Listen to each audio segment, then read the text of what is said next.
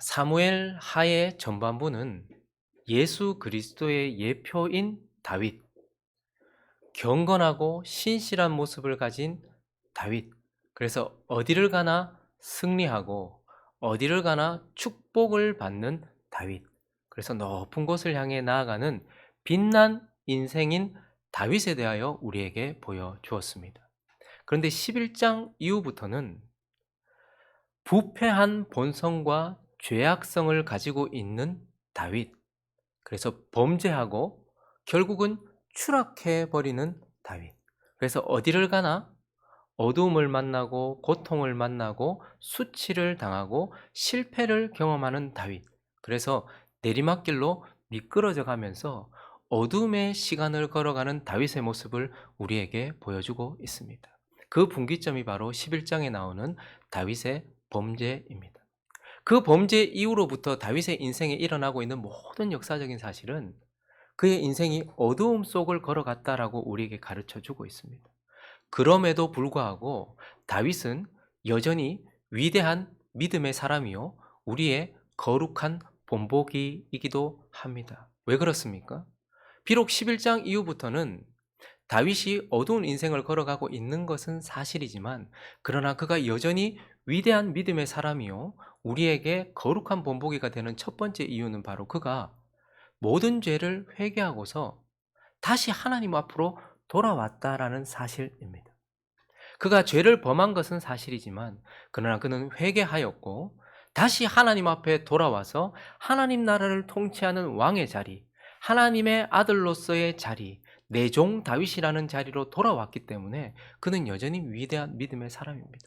그러나 또 한 가지 분명한 사실, 그가 위대한 믿음의 사람인 이유는 그가 범죄하였지만 다시는 그와 같은 죄를 반복해서 저지르지 않는다라는 것입니다.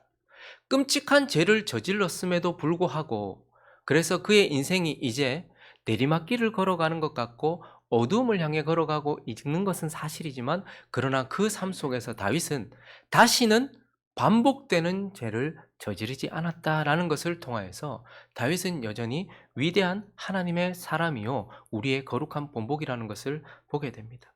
이제 우리가 살펴보고 있는 내용들은 다윗이 11장에 범죄하고 난 이후에 있었던 역사적인 사실들입니다. 그래서 우리는 이제 다윗이 범죄하고 난 이후에 그의 인생 가운데 있었던 일들을 살피면서 다윗은 범죄하였음에도 불구하고 어찌 다시 똑같은 죄를 범하지 않았는지, 다시 죄로 넘어지지 않았는지 그 이유를 좀 살펴보려고 합니다. 오늘 이 13장 전체를 통하여서 다윗이 다시는 범죄하지 않고 똑같은 죄를 저지르지 않았던 이유를 두 가지 정도로 나누어서 살펴보려고 하는데요. 그 첫 번째는 자신의 죄를 보았기 때문에, 다윗이 왜 다시는 똑같은 죄를 범하지 않았는가? 그것은 바로 그가 보았는데요, 죄를 보았기 때문이다라고 오늘 본문은 우리에게 가르쳐 줍니다. 여러분, 다윗이 저지른 죄는 매우 끔찍한 죄입니다. 충신의 아내를 범하였고, 또한 그 충신을 죽였던 간음과 살인의 죄였어요. 그리고 그 죄의 결과로 자기가 범했던 여인의 뱃속에는 생명이 계속해서 자라고 있었습니다.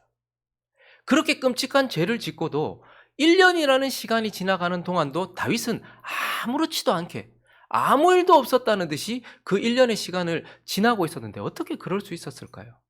다윗이 그렇게 끔찍한 죄를 지었으면서도 그 1년이라는 시간 동안도 아무렇지도 않게 지나갈 수 있었던 것은, 먼저는 그가 애써 자기 자신을 들여다보지 않았기 때문일 거예요. 다시 뒤를 돌아보거나 혹은 자기가 지었던 죄, 그 자신의 모습을 애써 자기 스스로 보지 않으려고 했기 때문일 것이고, 그러다 보니까 결국은 자기가 그 끔찍한 죄를 저지른 자기 자신의 모습을 객관적으로 바라보지 못하게 되었다라는 것을 보게 됩니다. 그래서 1년이라는 시간을 그냥 그렇게 아무렇지도 않게 간음하고 살인해놓고도 아무렇지도 않게 지날 수 있었던 것이죠. 그런데 그때 하나님께서 어떻게 하십니까? 사무엘 하 12장 1절부터 보시면 하나님이 나단을 보내십니다. 1년 동안 자기 자신을 보지 못하고 있었던, 하나님 앞에서 자기 자신이 어떠한지, 사람들 앞에서 자기 자신이 어떤 모습인지를 보지 못했던 그 다윗에게 나단을 보내십니다. 그리고 그에게 한 이야기를 들려주시는데, 같이 한번 6절까지 한번 먼저 읽어볼까요? 6절까지 시작. 여호와께서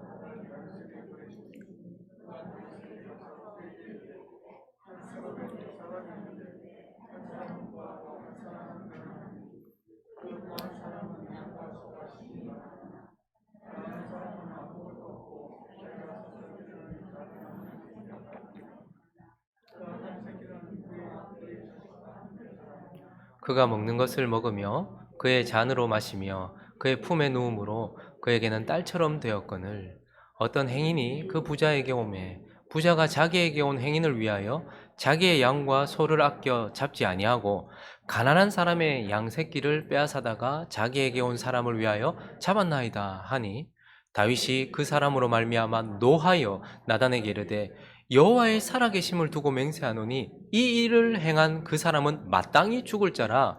그가 불쌍히 여기지 아니하고 이런 일을 행하였으니 그 양 새끼를, 아무렇지도 않게 1년을 보내고 있었던 그에게 하나님은 나단을 보내셔서 한 이야기를 들려주십니다. 두 사람이 있었습니다. 한 사람은 가난하고 한 사람은 부자입니다. 한 가난한 사람은 그에게 암양 새끼 하나밖에 없었습니다. 그가 먹는 것을 먹고 그가 마시는 것을 마시면서 딸처럼 그와 한 몸이었습니다. 그런데 이 부자, 많이 가졌던 이 부자가 자기에게 손님이 왔는데 자기 것을 잡지 않고 이 연약하고 부족한 암양 새끼 하나밖에 없는 이 사람의 것을 빼앗아서 그것을 잡아서 접대하였습니다 라고 이야기를 하는 순간 다윗이 노하면서 그 인간은 죽어야 될 인간이다 라고 말을 해요.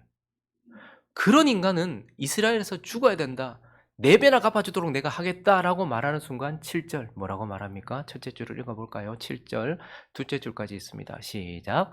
나단이 다윗에게 이르되 당신이, 여기까지. 다윗은 애써 자기 자신을 보지 않으려 했고 그러다 보니 자기 자신을 보지 못했어요.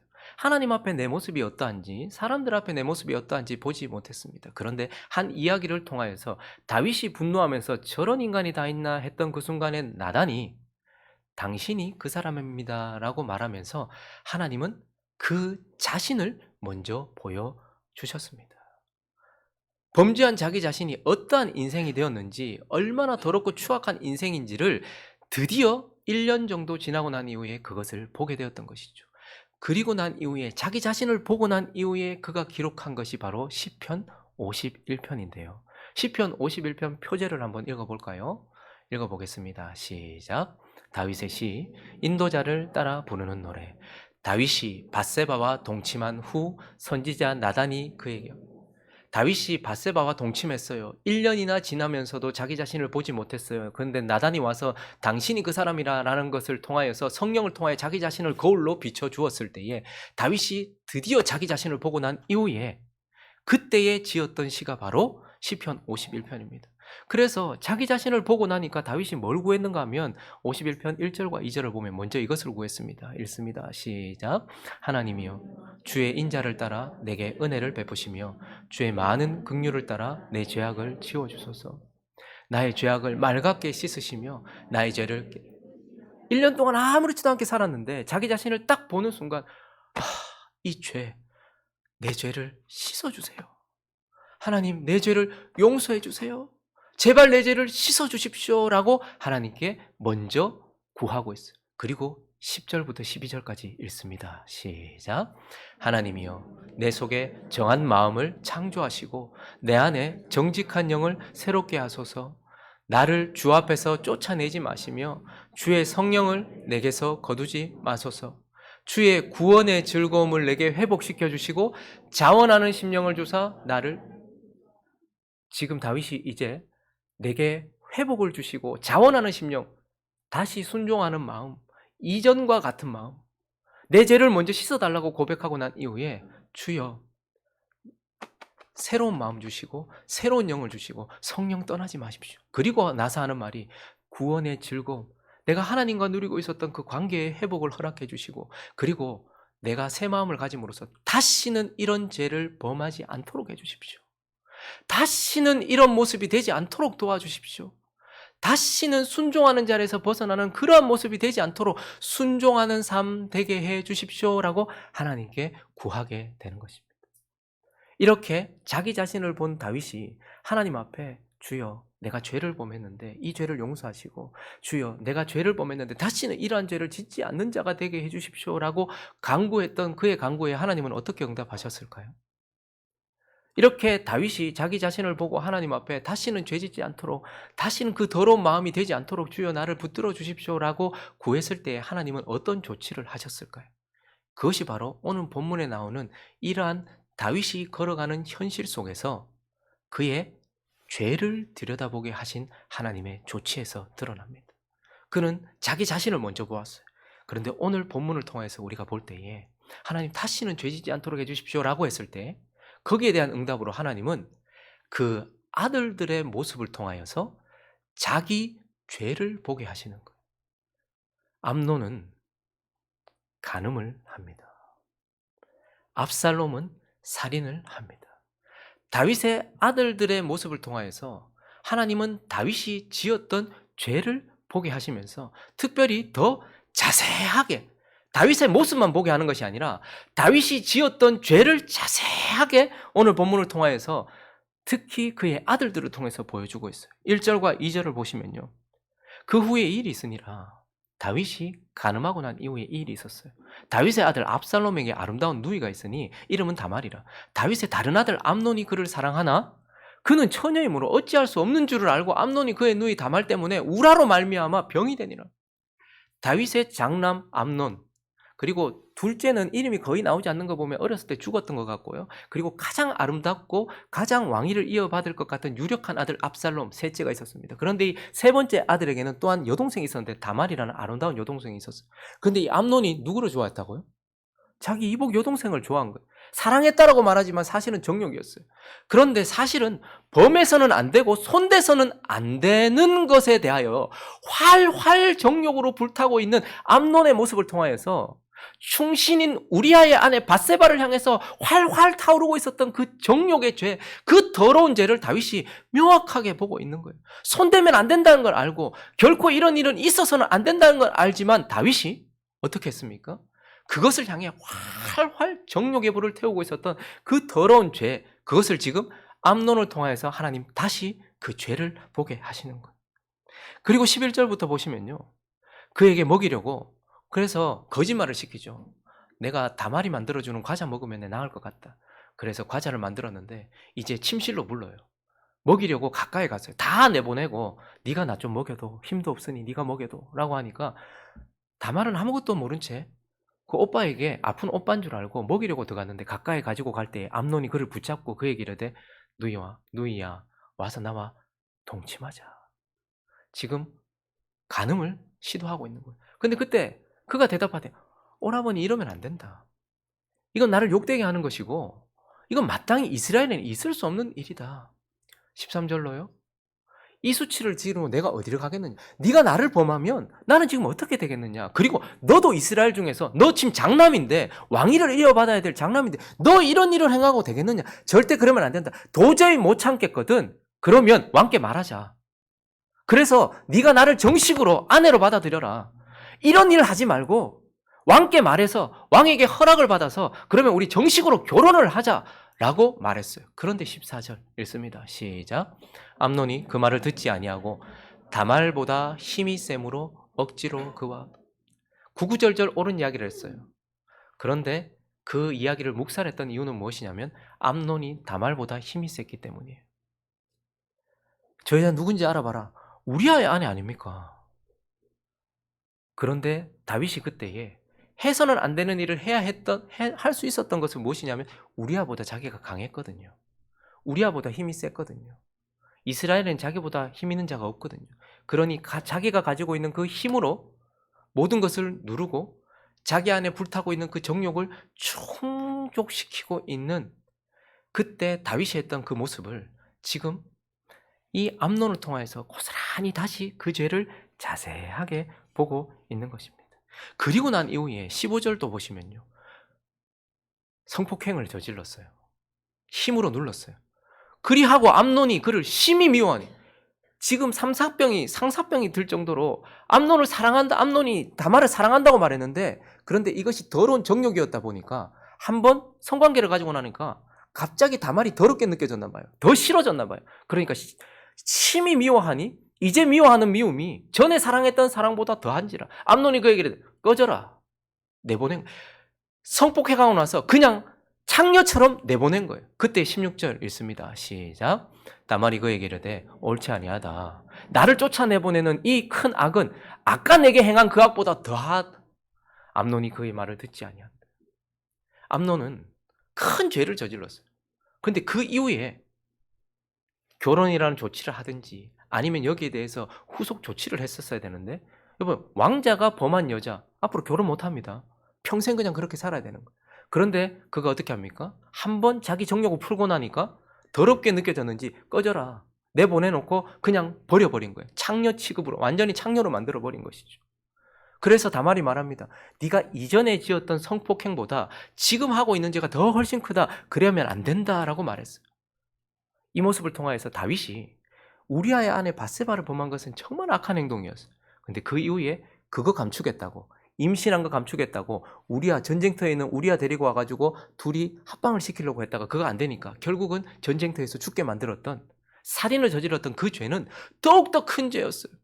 이것을 통해서 다윗은 전에 범한 죄보다 훨씬 더 큰 죄를 저지르고 있는 추악한 죄를, 그가 저질렀던 죄를 또다시 확인하게 되는 것이죠. 그리고 28절을 한번 읽어보십시오. 읽습니다. 시작. 압살롬이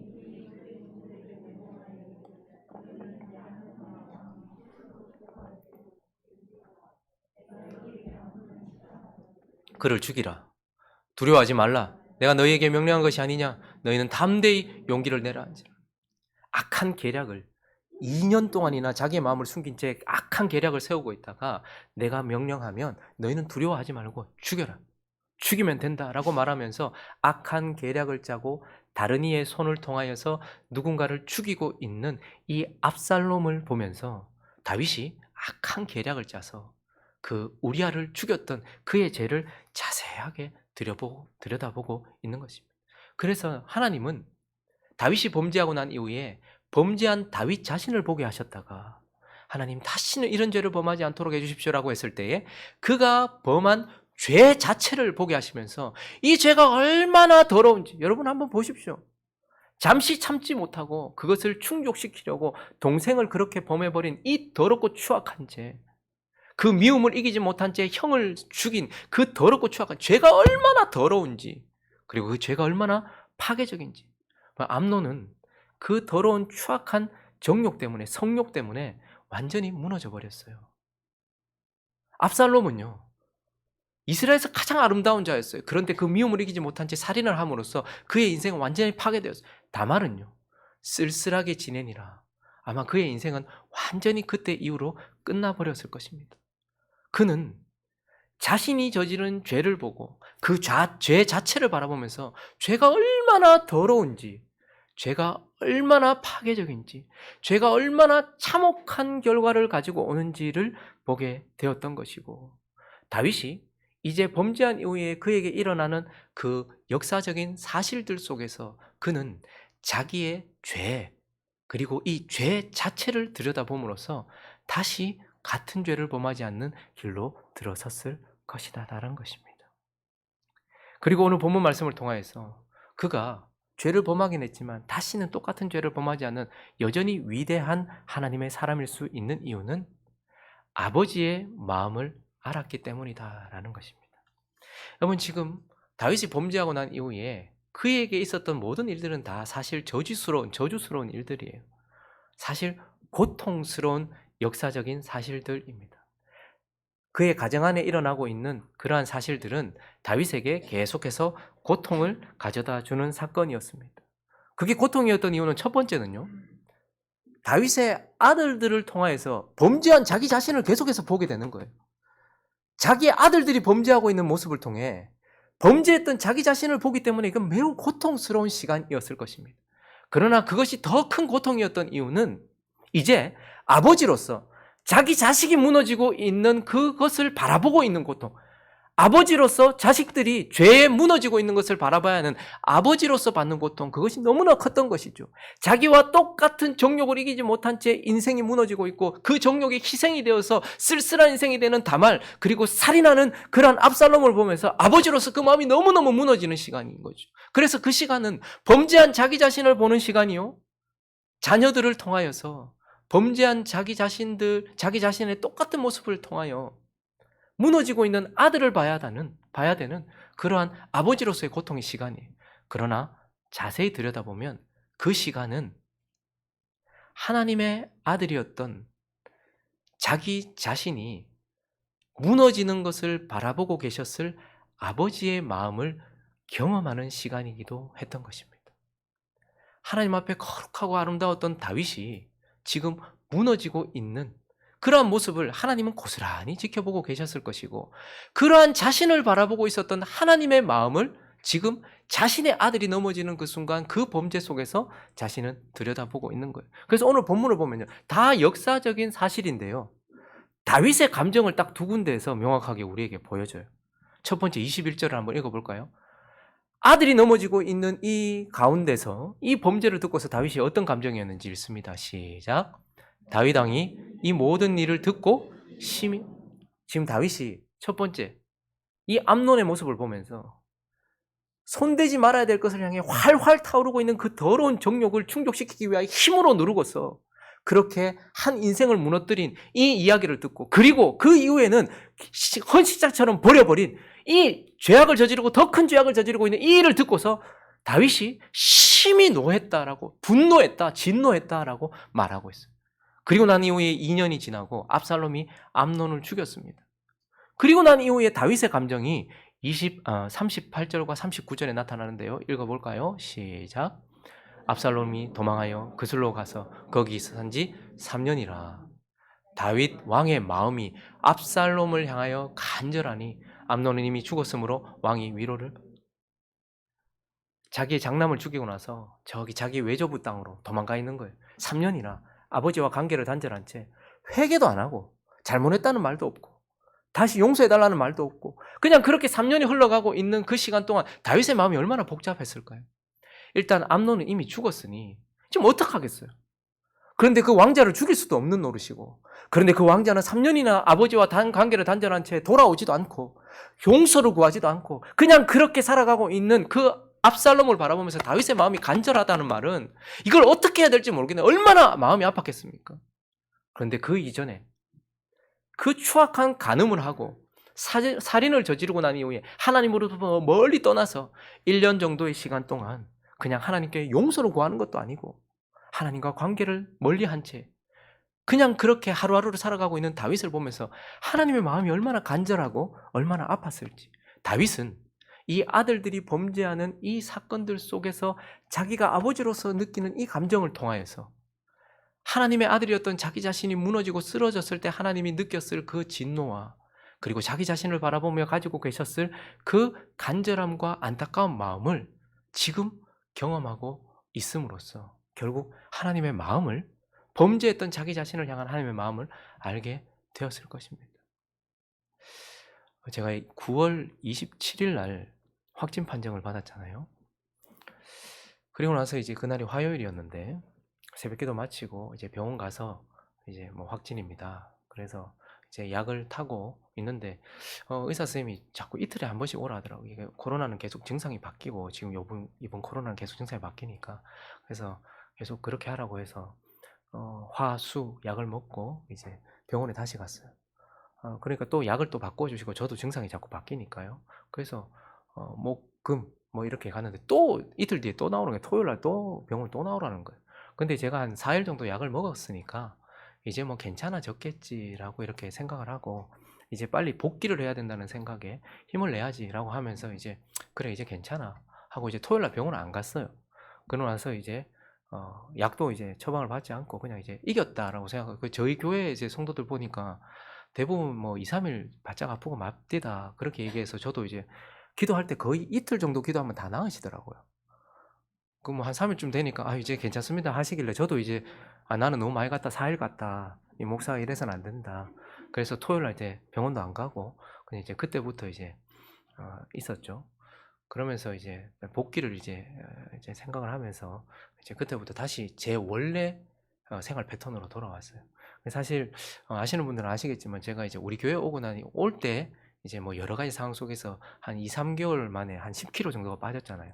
그리고 난 이후에 계속 제가 이제 시간을 보내면서 5년 동안 제가 이제 하루에 한 끼를 먹었거든요. 1일 1 식을 하면서 지금까지 이렇게 살아왔었습니다. 그래서 저는 제가 건강한 줄 알았어요. 그렇게 5 년을 보낸 거죠. 그래서 이제 다시 제 원래 패턴으로 돌아왔어요. 근데 사실 최근 한 3 개월 전부터는 토요일 금식을 제가 또 했었습니다. 그러니까 하루에 한 끼씩 먹고 그다음에 토요일 날 금식을 했었어요. 그래서 주일 점심때 이제 국수를 성도들하고 같이 먹고 이렇게 했었는데 토요일 날 이제 약 안 먹고 '뭐 괜찮겠지.' 하고 이제 기도와 영적인 힘으로 '이 코로나는 다 끝났다.' 이렇게 생각하고 이제 토요일 날 이제 그렇게 보내고 주일 그렇게 보내고 이제 그 금식에 거의 한 3일 정도 월요일까지. 그리고 제가 월요일 날 출근을 해서 이제 설교도 좀 준비를 하려고 이렇게 하면서 거의 한 3일 정도를 제대로 먹지 않았는데 사실 밥맛도 없고 그래서 그냥 그랬었거든요. 근데 이제 화요일 날 정상적으로 아침에 같이 제가 온라인으로 예배를 드리고 주아를 학교 보내주고 이제 출근을 했는데 설교 준비를 이제 여느 때처럼 하려고 한 8시쯤 이렇게 제 사무실에 앉았는데 어 갑자기 확 뭐가 밀려오는데 제가 뭐라고 표현을 잘 못 공포가 이 책을 폈는데 이거 못 하겠는 거예요. 한 8시 2 분쯤 됐는데 숨을 못 쉬겠는 거예요. 이 숨이 안 쉬어지는 거예요. 이 갑자기 뭐가 확 몰려왔는데 제가 못 앉아 있겠더라고요. 그래서 이제 밖에 불 다 켜고 갑자기 이게 뭐가 무서운 게 아니고 뭐 보이는 것도 아니잖아요. 근데 이게 뭐가 확 저를 이렇게 쪼이면서 막 뭘 못 하겠는 거예요. 그래서 막 왔다 갔다 하는데 아내한테 전화를 하려고 했는데 이게 내가 지금 이 얘기를 하면 제가 완전히 무너질 것 같은 거예요. 숨을 못 쉬겠는 거예요. 그러면서 TV 같은 데 보면 갑자기 뭐 연예인들이나 이렇게 그런 분들이 공황장애 증상 막 응급실로 실려 그럼 내가 병원에 전화를 해야 되겠다 싶더라고요. 근데 그때 막 '아 이거 영적으로 지금 눌리나 보다.' 뭐 이런 생각을 하면서 막 기도하고 부르짖고 찬양하고 막 이렇게 한 2-30 분을 싸웠어요. 근데 이게 안 사라지더라고요. 8시 53 분이 됐는데 갑자기 카톡이 와요. 제가 지금 상태가 안 좋으니까 뭐 그거 확인하겠습니다. 근데 자꾸 마음에 그걸 한번 보고 싶은 마음이 생기는 거예요. 53 분에 카톡이 왔는데 장문으로 왔어요. 근데 코로나에 걸리셨던 한 목사님이 자기의 이야기를 이렇게 쭉 적으시면서 자기도 한 3주 정도로 회복이 안 됐다. 계속해서 회복이 안 됐는데 가장 중요한 것은 영양 섭취입니다. 근데 그 글자가 제 눈에 그 네 글자 영양 섭취라는 글자가 제 눈에 어떻게 그렇게 크게 보이는지요. 근데 그래서 가만히 생각해 보니까 갑자기 뭐 주마등처럼 지나가는데 5년 가까이를 매일 한 끼씩 그냥 먹으면서 근데 제가 지금 이 코로나에 걸려 있는 상황에서도 토, 일, 월, 화요일까지 지금 금식에 들어가 있으니까 '내가 몸이 무너졌구나.' 그래서 몸이 무너져서 마음이 지금 한꺼번에 무너졌구나라는 생각이 들더라고요. 그래서 바로 이제 아내한테 전화를 하고 그때도 아내가 또 제일 아팠을 때였거든요. 근데 죽 한 숟가락이 안 넘어가더라고요. 앉아 있지를 못하겠는 거예요. 죽 한 숟가락이 안 넘어가더라고요. 그래서 서서 마치 미친 사람처럼 이게 마음이 제 마음대로 안 되는 거예요. 그래서 죽 먹고 병원 가서 약 먹고 둘 다 른거 맞고 그다음에 진짜 진짜 살겠다는 마음으로 그날 저녁을 먹고 그러면서 그날 하루를 이렇게 보냈어요. 그런데 마음이 제 마음대로 안 되더라고요. 그래서 제가 이번 일을 통해서 제가 목사다 보니까 많은 사람들이 제게 상담을 하잖아요. 근데 이런 경험들을 제가 많이 들었었거든요. TV나 이렇게 봤을 때 연예인들이 갑자기 활동을 중단하면서 다 대부분 그쳤던 이유들이 보면 공황장애 때문에 갑자기 숨을 못 쉬고 그 압박감을 이기지 못하는 근데 사실 저는 주변에 많은 목회자들이 그렇게 넘어지는 걸 봤어요. 근데 그때 사실 솔직히 말하면 '저분이 왜 저렇게까지 가지? 저렇게까지 완전히 무너졌을까?' 이런 생각을 했었어요. 그리고 특히 목회자들이 대형교회 목회자들이 공황장애가 와서 2달, 3달을 사역을 하지 못하고, 그리고 최근에 주변의 목회자들도 보면 그런 일들을 경험했다고 얘기했을 때 사실 위에서 기도도 해주고 했지만 그렇게까지 심각한가? 저는 그렇게 생각을 했었어요. 그러면서 저에게 그런 증상이 왔을 때 자꾸 저하고 같이 있고 싶어 하시는 분들이 있었어요. 옆에 있어 달라는 거. 위에서 기도해주고 계속. 그래서 어떻게 저렇게까지 이렇게 뭐에 쫓기는 사람처럼 덜덜덜 떨면서 두려워하면서 그렇게 하시는 분들을 보면서 제가 옆에도 있어 드리기도 했지만 사실 마음으로 '저렇게 무서운가?' 근데 혼자 못 있겠더라고요. 집에 물 다 켜 놓고 안에 손 딱 붙잡고